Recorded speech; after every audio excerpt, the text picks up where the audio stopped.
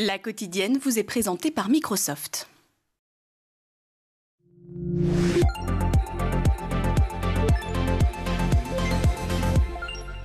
Bonjour et bienvenue dans la quotidienne de School TV, l'émission qui vous raconte l'éducation au quotidien. Au sommaire aujourd'hui, jusqu'en 2003, on pouvait passer le bac philo sans avoir lu une seule femme philosophe. Les choses bougent lentement, mais on va essayer d'accélérer le mouvement avec Laurence de Villers et Laurence Hansen-Love. Elles publient un très riche ouvrage sur le sujet.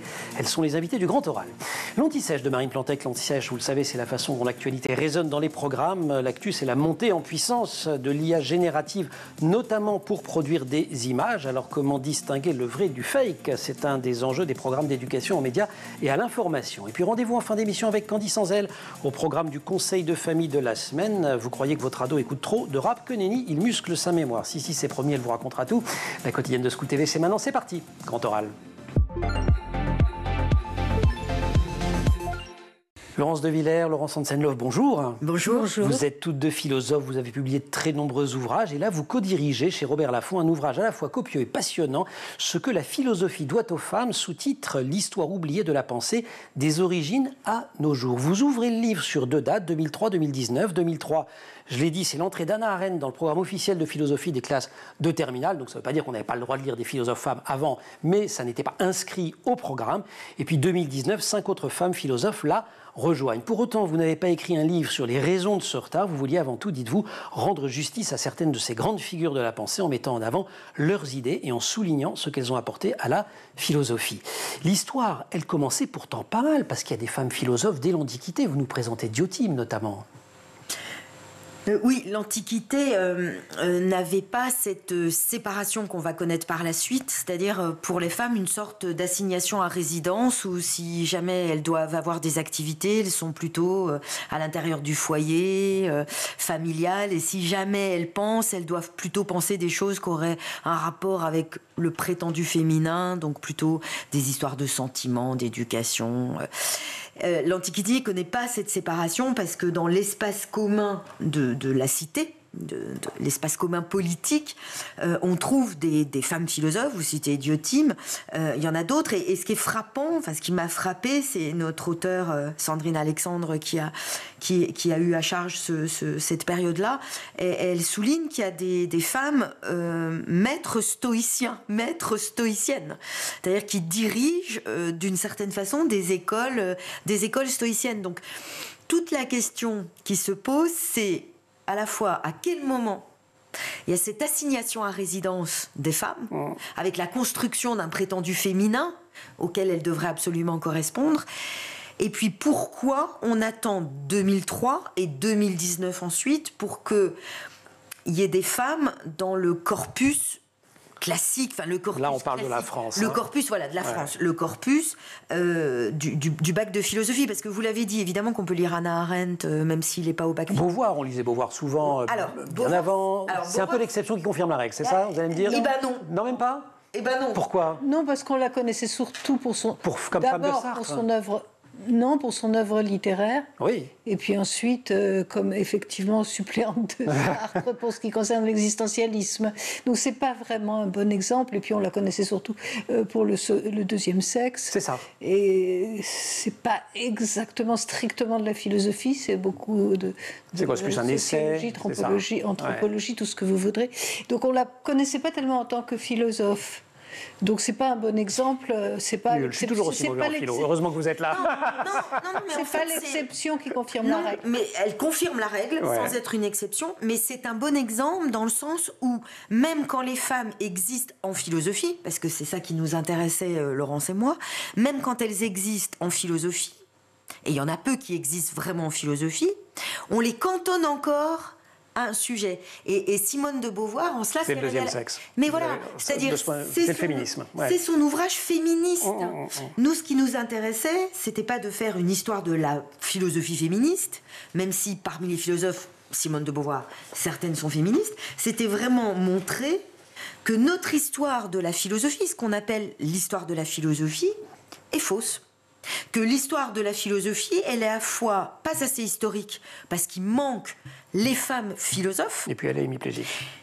Et puis elle n'est pas suffisamment philosophique, parce qu'il manque tous les concepts que ces femmes philosophes ont apportés à la philosophie. Et qui ne sont pas forcément des concepts féministes, ça vous y insistez à un moment donné. Vous faites un passage en disant, mais femme philosophe, ça ne veut pas vous dire forcément philosophe féministe. Ben non. Et c'est d'autant plus intéressant d'une certaine façon. Oui, on s'est bien gardé de faire un répertoire de toutes les figures du féminisme. C'est un autre sujet, c'est très intéressant, mais c'est pas ce qu'on a fait. Nous, on a voulu rendre justice et faire une histoire de la philosophie qui inclut les femmes qui ont été mises de côté. Moi, quand je me suis aperçue de ça, puisque comme je travaillais dans l'édition scolaire avant, quand j'ai vraiment pris conscience du fait que tout d'un coup il y avait un Arendt et qu'avant il n'y avait aucune autre philosophe, et puis ensuite il y a eu 5 autres, mais je me suis dit, mais pourquoi celle-là? Et du coup, pourquoi celle-là seulement? Pourquoi celle-là, d'ailleurs, à ce moment-là? Pourquoi celle-là, à ce moment-là? Bon, ça, il était temps, mais pourquoi celle-là seulement? Et puis, au XXe siècle. Et au XXe siècle, comme si, en fait, il n'y avait pas eu de femme philosophe. Oui, c'est la première.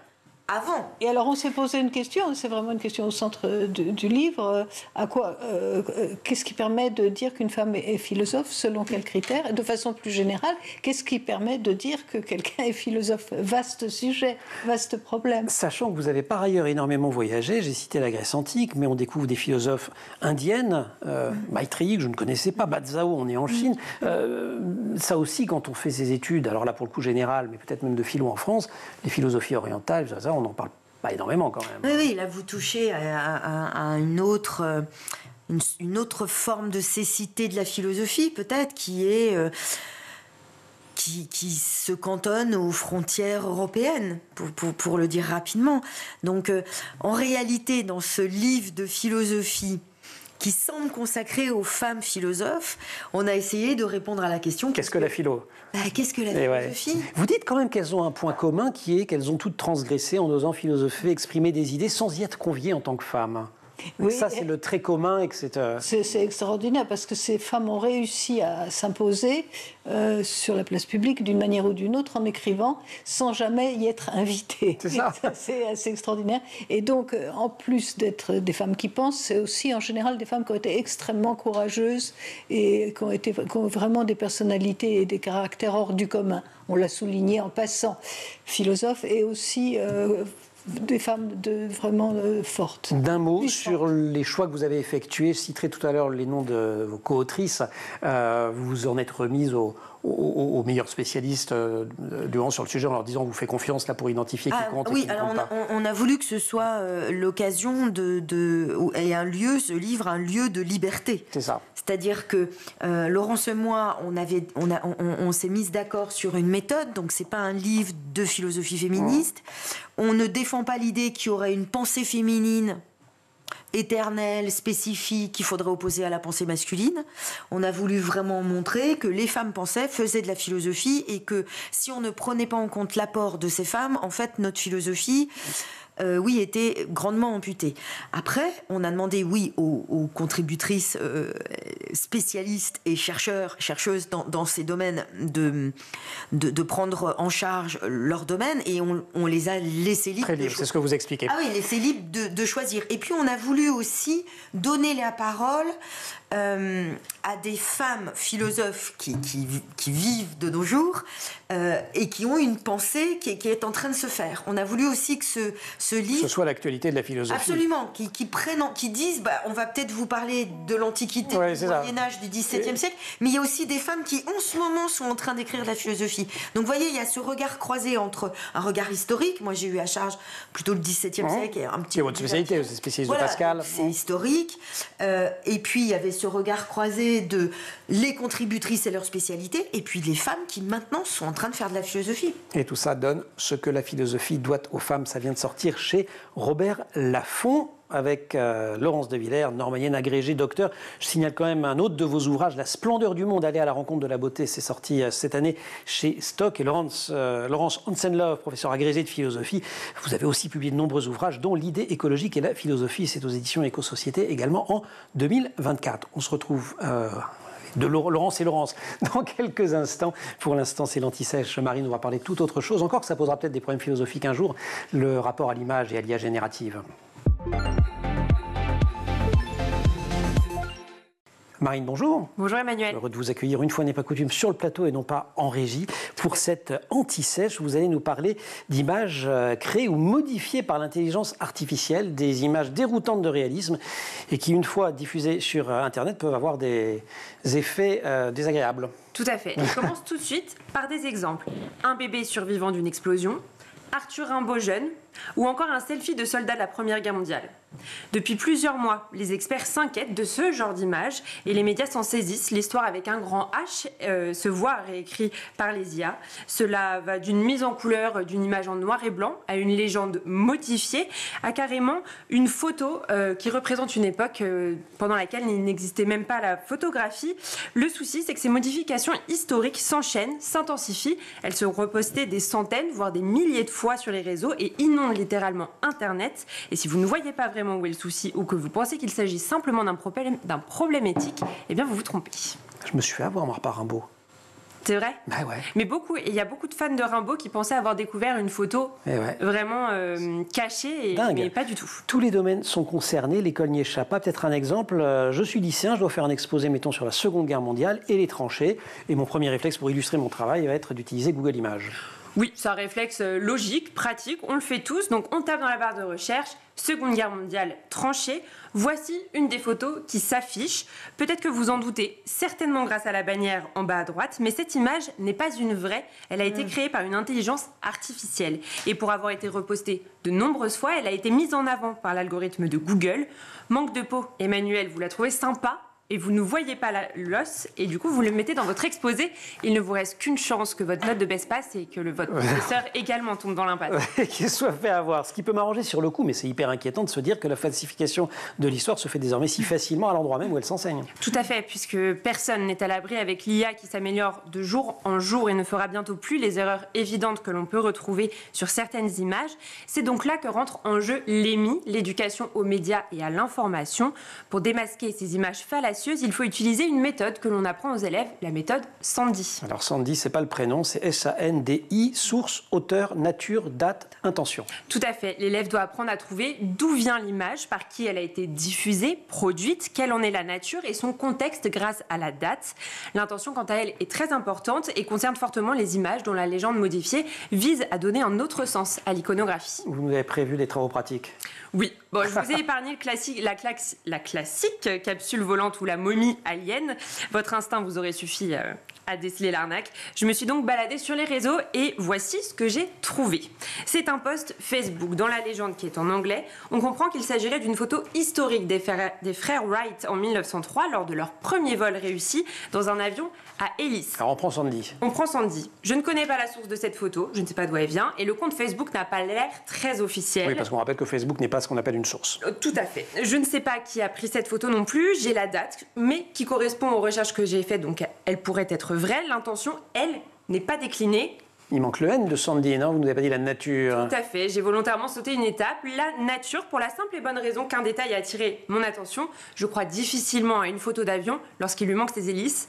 Grâce à la méthode Sandy et les cours d'EMI, vous savez que ce post est une tentative d'arnaque à haut débit faite par une IA.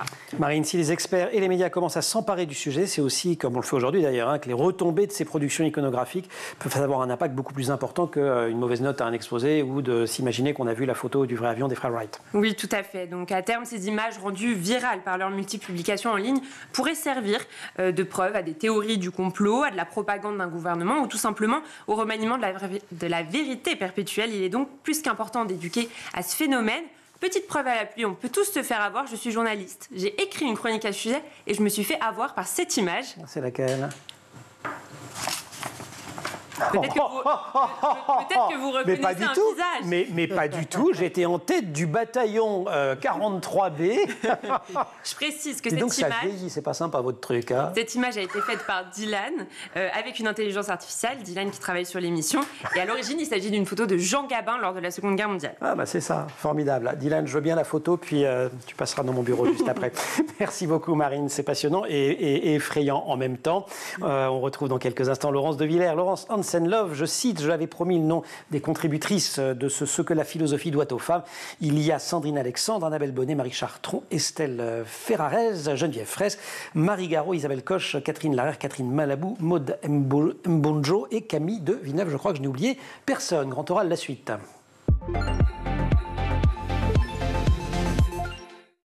Vous le disiez, les femmes philosophes dont vous parlez, une des caractéristiques, c'est qu'elles sont philosophes absolument sur tous les sujets. Pas toutes. Tout. Non, pas toutes, surtout. Non, mais chacune. Enfin, je veux dire, en tout cas, il n'y a pas de, voilà, mais il n'y a pas de, il y a pas de barrière. Et ce très tôt. Vous citez Marie de Gournay, Gabriel Suchon, etc. Enfin, elle s'empare d'un tas de sujets qui n'ont pas uniquement trait à la question de l'inégalité des sexes ou du statut de c'est quoi être une femme. Alors voilà, la tentation, c'est de dire que parce que c'est une femme qui philosophe, elle a des sujets de prédilection, ou alors elle doit se limiter à tel ou tel sujet, les enfants, l'éducation, les femmes. Donc on a voulu, dans un premier temps, je dirais, ou de manière générale, dire les femmes font de la philosophie comme les autres, d'une certaine façon. C'est-à-dire qu'on a essayé de lever cette idée que les femmes apportent toujours une particularité. Ouais. C'est-à-dire que le masculin dirait des choses universelles, valables pour tous, et les femmes, non, elles viendraient particulariser. Ceci étant, pardon de vous couper, mais on les retrouve quand même beaucoup, et ça c'est surtout sensible dans la fin du livre. Alors notamment, il y a les questions d'environnement, sur lesquelles elles vont se positionner très vite, entre autres Rachel Carson, mais pas exclusivement. Le care, ce qu'on appelle le care, le soin, Carol Gilligan, etc. Là, on peut avoir le sentiment quand même que... alors, elles en font quelque chose de très politique. Et presque universel en termes de message. Mais on peut se dire quand même... Elles se sont beaucoup impliquées, il est vrai, dans ces sujets. C'est pas nouveau. Vous parliez tout à l'heure de Simone de Beauvoir. Ouais. Simone de Beauvoir, oui, mais non, elle ne s'est pas impliquée dans ces sujets. Mais elle a complètement occulté une grande personnalité qui lui était contemporaine, à savoir Françoise d'Aubonne, qui a inventé le mot écoféminisme et qui est un peu à l'origine de ce courant qui effectivement, alors c'est pas que du tout que ce soit réservé aux femmes, mais il se trouve pour des raisons que on explique dans le livre, que les femmes se sont beaucoup impliquées dans la défense de l'environnement. Absolument. Mais notamment parce qu'elles ont été les premières victimes des premières grandes pollutions, ce qui s'est passé autour des sites nucléaires, etc. Il y a aussi Caroline Merchant, mais Françoise d'Aubonne, et là je vous avoue, je l'ai découvert en vous lisant, qui parle de l'accaparement des ressources par le système patriarcal, enfin tous des sujets qui sont aujourd'hui assez communs, assez répandus, qui étaient peut-être moins formulés en ces termes-là à l'époque. Sur Beauvoir, vous dites... je veux bien que vous m'expliquiez d'ailleurs qu'elle inaugure un tournant génital dans le féminisme.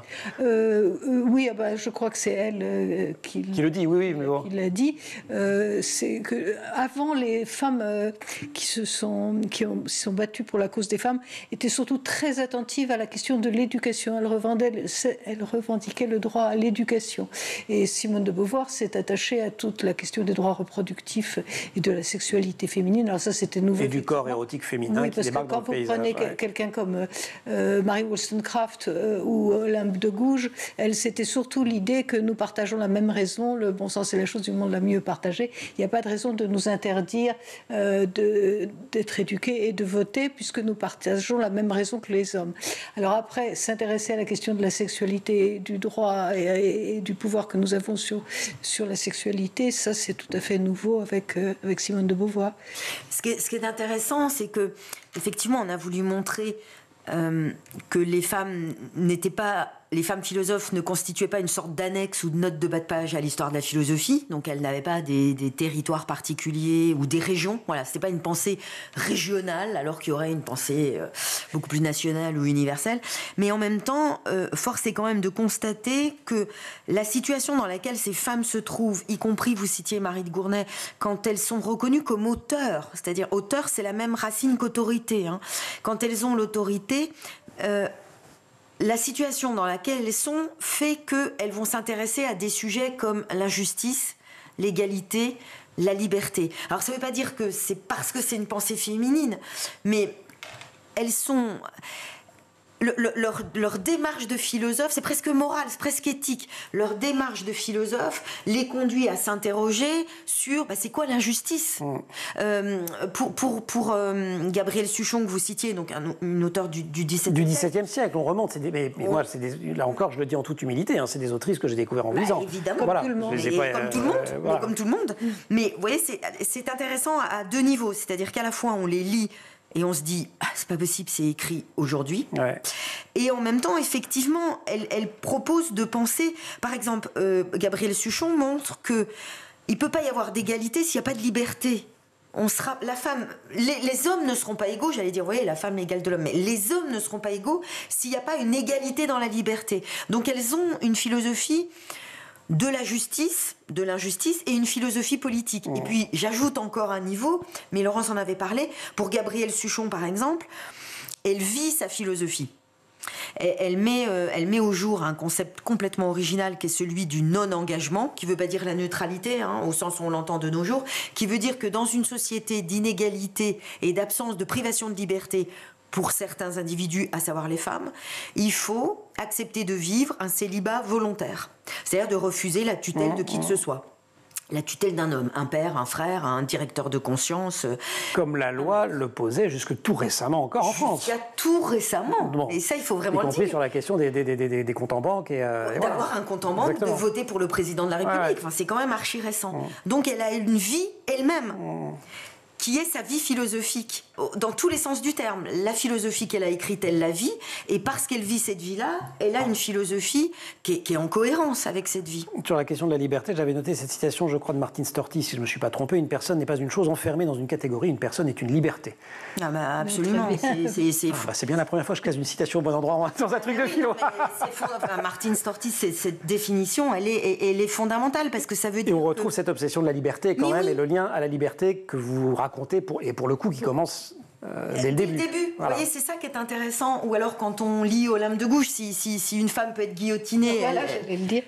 Oui, et puis il y a la première femme cynique là, qui a revendiqué le droit de partir avec un homme qui était laid, qui ne plaisait pas à ses parents, qui était cynique et qui se promenait tout nu. Tout ça, donc déjà le souci de l'indépendance sur le plan de la vie affective et sexuelle. Un petit conseil pour d'éventuels candidates ou candidats au bac philo qui nous regarderaient, ou leurs enseignantes, ou leurs enseignants, ou leurs parents. C'est risqué ou pas de citer des philosophes femmes dans une copie du bac en dehors de celles qui sont au programme, ou vous pensez qu'aujourd'hui, en tout cas chez les profs de philo, cette production extraordinaire de femmes philosophes, elle est à peu près rentrée dans les corpus? Ah ben moi j'irais plus loin que vous. C'est-à-dire que maintenant, avec nos contributrices, nos co-auteurs, on a écrit ce livre. Maintenant, le relais, il est passé aux jeunes générations. C'est-à-dire qu'il revient maintenant aux lycéens. Et aux lycéennes. Et aux lycéennes de citer... Vous les avez découvertes quand vous, ces femmes philosophes, en un mot? Tardivement, moi, il y en a que j'ai... Bon, alors vous êtes de grandes philosophes, vous voyez ce que je veux dire. Donc, mais oui, mais un prof de philo, il va pas juger en fonction de ce qu'il connaît ou ce qu'il connaît pas. Il va dire, ah, formidable, quelle curiosité, voilà, un élève qui m'apprend quelque chose. Vous ne seriez pas prof de philo par hasard? Laurence Ansedlov, Laurence de Villers, merci beaucoup. C'était difficile de... je crois qu'il y a près de 500 pages dans le livre, si je me souviens bien, 488, je crois. En tout cas, il est extrêmement complet, absolument passionnant. Je vous invite évidemment à le lire, Ce que la philosophie doit aux femmes, l'histoire oubliée de la pensée des origines à nos jours. C'est chez Robert Laffont. Et vous restez avec nous. Si vous le voulez bien, on va changer complètement de registre. On va parler du rap et des ados. Ça vous va? Très bien. Allez, super. Conseil de famille. Candy Sanzel, bonjour. Bonjour. Conseil de famille, c'est notre rendez-vous hebdomadaire autour des questions de parentalité. Et vous avez décidé de nous convaincre, nous parents, d'une chose, qui est que si nos ados écoutent du rap à longueur de journée, c'est pas grave du tout, que ça peut même être un coup de pouce pour leur cerveau. J'ai pas dit que c'était pas grave du tout. Ah, déjà, avant de commencer cette chronique, on va juste rappeler les fondamentaux. De côté quand même quelque chose de très important, l'aspect violent, misogyne, vulgaire et polémique qui peut être véhiculé par certains rappeurs. Ce sera l'occasion d'ailleurs d'en parler dans une autre chronique. Là, effectivement, pendant que vous levez les yeux au ciel en entendant ces punchlines à longueur de journée, lui, le cerveau de vos ados, il se régale. Derrière les beats et les rimes, se cache un véritable entraînement mental. Oui, même quand votre ado martèle les murs avec du rap à fond, il est en plein brain training. Entraînement du cerveau, en quoi le rap améliore-t-il la mémoire et la concentration? Alors, le rap, c'est énormément de paroles en rythme, parfois plus que dans n'importe quel autre genre musical. Votre ado suit un débit rapide de mots, capte des rimes, en saisit le sens, nous pas toujours par contre. Ça demande de la concentration et ça sollicite... Exactement. Et ça sollicite ce qu'on appelle la mémoire de travail. C'est essentiel pour retenir retenir des informations temporairement, que ce soit dans la vie quotidienne ou dans les études. Donc en apprenant des paroles et en essayant de rapper lui-même, il entraîne finalement son cerveau à se concentrer, à se souvenir plus efficacement. Et donc c'est un peu comme un entraînement pour les neurones. Ça permet aussi de développer l'esprit critique, dites-vous. Tout à fait, parce que c'est vrai que les rappeurs, quand même, en tout cas certains, parlent de la société, des inégalités, de leur vécu. Donc les ados découvrent d'autres réalités et souvent différentes des leurs.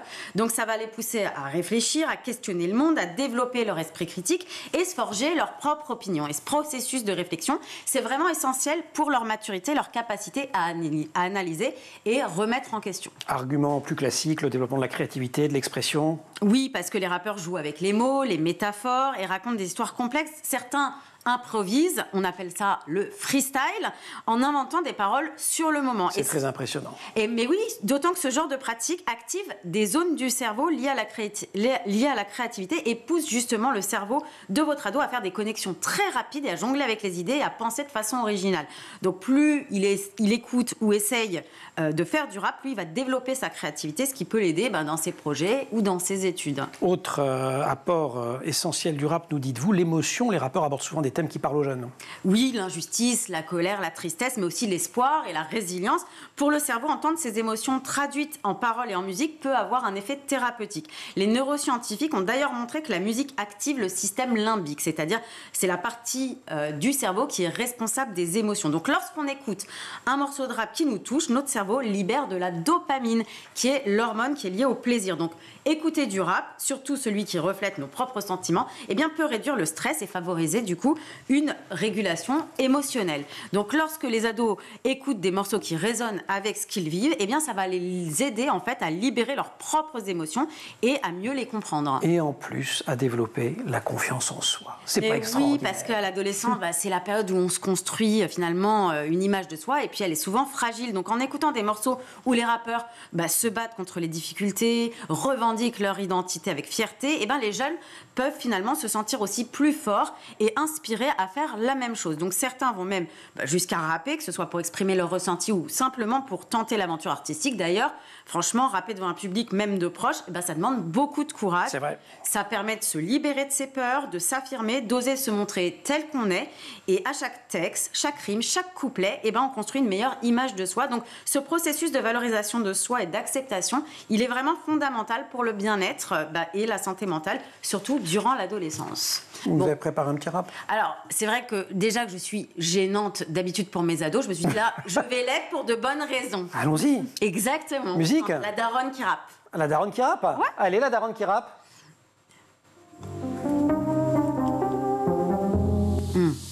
On est mardi, je débarque sur School TV, moi je débite tranquille même si tout est calé. Quand t'as pas de talent, faut avoir des idées, mais moi tu sais j'ai les deux et je sais improviser. Je donne des conseils aux parents fatigués ou bien grands les oreilles. Si tu veux rien louper, mais bien ton réveil, c'est sûr, tombe du bon pied. On est là, on te réveille pour louper ton journée. J'ai pas réussi la journée. Franchement. C'est pas mal, c'est pas mal. Vous n'avez pas le droit d'avoir honte de la daronne, les enfants. Elle est formidable, la daronne. Merci, daronne Candice. Merci, c'était avec super, plaisir. très convaincant. Merci aussi à Laurence de Villers, Laurence Hansen-Love, de nous avoir accompagnés dans cette émission. Merci à vous. De nous avoir et de vous avoir présenté ce que la philosophie doit aux femmes, l'histoire oubliée de la pensée des origines à nos jours, sorti chez Robert Laffont. Et merci encore à toute l'équipe de l'émission. Laure Audemont au maquillage, Dylan Colère et Marine Plantec à la préparation de l'émission. En régie aujourd'hui avec au son Thibaut Goury-Lafont et Alice Pitavi à la réalisation. Vous restez sur School TV, et vous nous suivez en permanence, j'ai essayé, sur Internet et sur les réseaux sociaux.